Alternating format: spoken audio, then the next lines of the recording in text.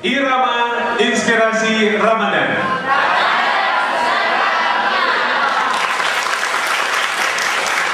Terima kasih, kami selalu mengapresiasi semua jamaah Masjid Salman ITB yang selalu hadir di sini, utamanya rekan-rekan mahasiswa ITB. Terima kasih. Saya masih bersama dengan Bapak atau Mas Ilham Akbar Habibi.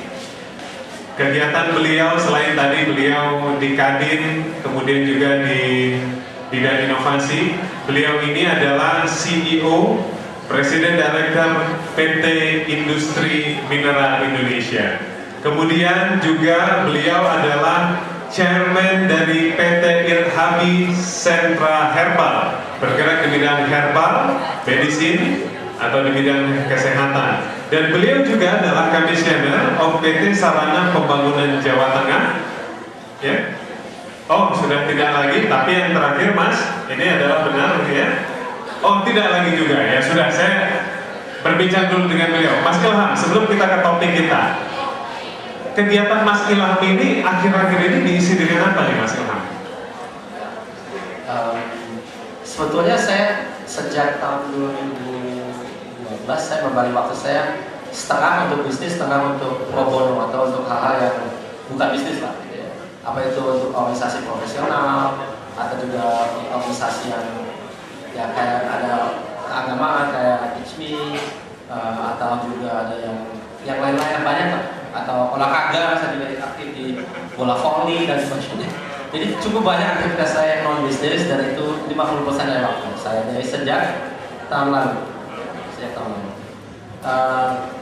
Tapi saya sebetulnya mau bicara mengenai yang tadi itu ya, mengenai teknologi. Kapan? Silakan. Ini ada sesuatu yang lucu. Kita di Indonesia sebetulnya sudah merayakan yang namanya Hari Kebangkitan Teknologi, itu Akteknas. Itu dirayakan tiap tahun pada 10 Agustus. Karena pada tahun 95 kita di Indonesia telah melihat penerbangan perdana dari pesawat N250. N250 mungkin tidak semuanya kenal, tapi itu adalah pesawat terbang buatan anak-anak Indonesia, murni anak-anak kita. Jadi itu maksudnya dulu menjadi salah satu tulang punggung daripada PTDI, karena itu adalah pesawat terbang yang waktu itu dilihat menjawab kebutuhan yang ada di pasar dalam negeri di Indonesia dan tentu juga di pasar di luar negeri.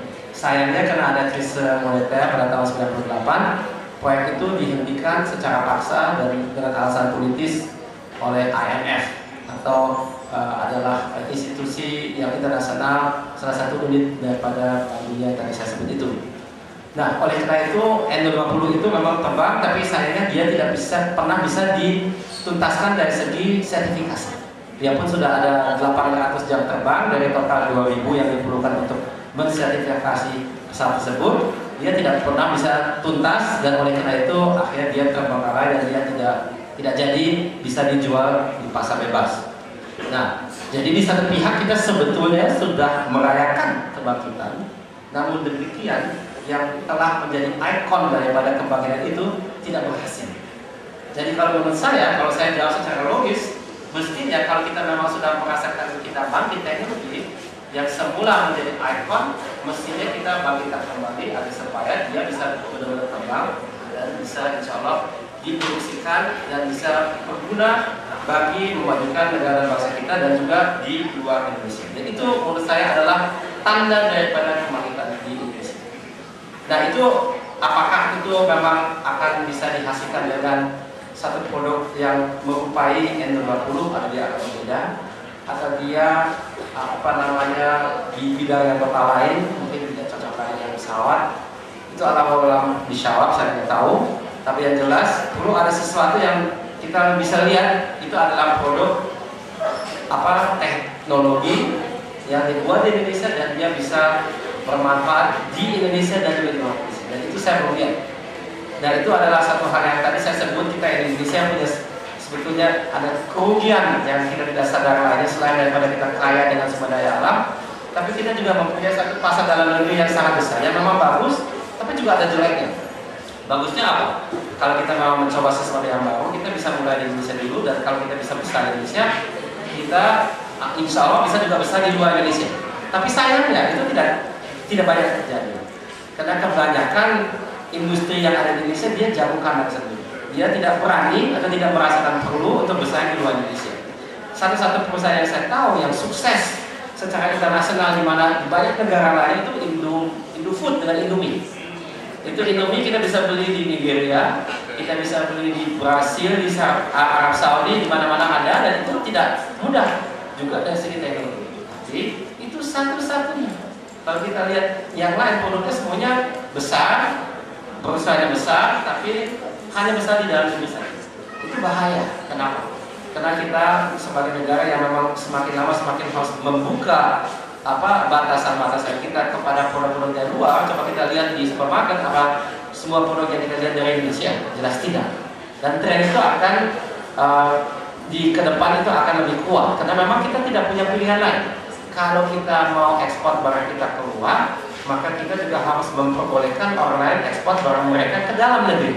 Dan kalau kita tidak hati-hati, kita akan kalah saing dengan produk lain di pasar dalam negeri kita sendiri.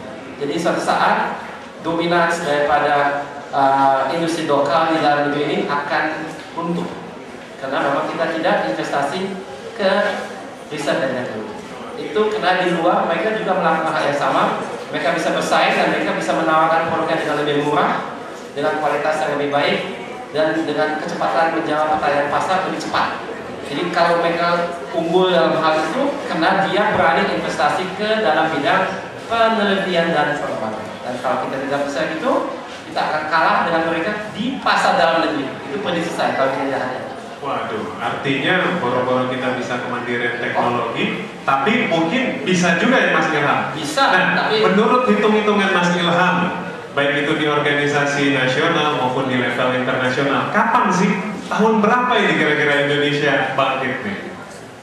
Nah, saya kurang tahu, ini ada banyak sekali pengembangan-pengembangan secara paralel, tapi yang saya bisa contohkan di sini, kebetulan saya sendiri dengan teman-teman kita telah membentuk satu perusahaan dan insya Allah suatu saat akan menyelesaikan desain dan manufacturing daripada satu perusahaan yang mirip dengan NLP.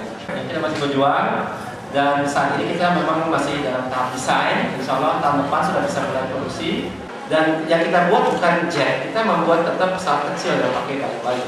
Tapi itu juga saat ini pasar utama di dunia ini adalah di Indonesia.